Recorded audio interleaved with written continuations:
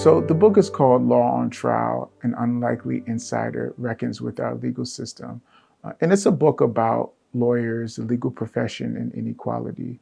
And part of what I'm trying to do in the book is explain how the training and socialization of lawyers plays a role in many of the hot button issues of the day, from immigration to speech to affirmative action to over policing to questions about economic inequality. And it's based on my experience as a law student, practicing attorney, and now as a law professor who trains students who will be entering the legal profession.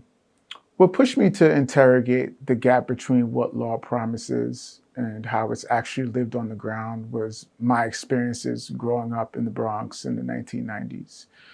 At that time, law often didn't feel like protection, but it felt punitive and it felt like vengeance.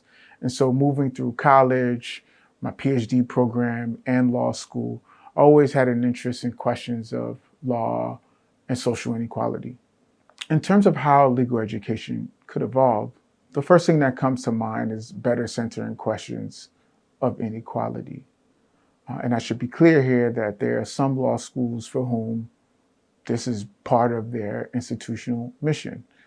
There are some corners of almost every law school that are focused on these issues. I'm thinking specifically of clinical education. And there are some law professors who individually elevate these questions in their classroom.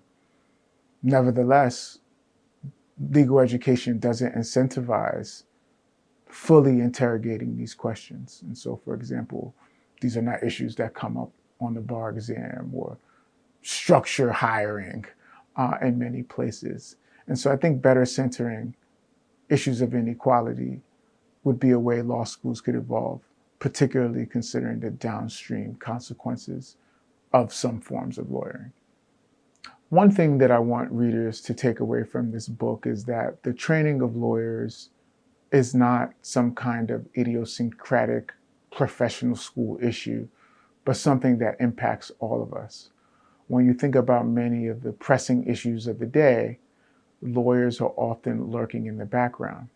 And sometimes that's a byproduct of the vastness of our legal system.